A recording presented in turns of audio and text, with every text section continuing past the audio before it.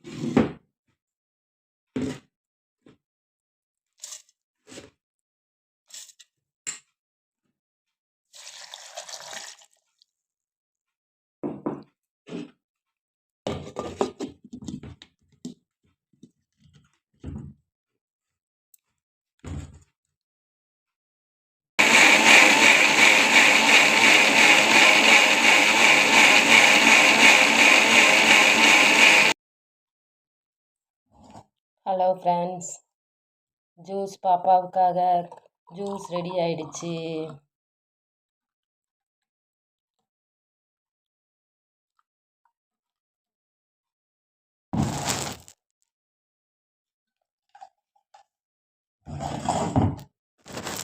Hello friends, குட்டி பாப்பாவுக்கு apple juice ready.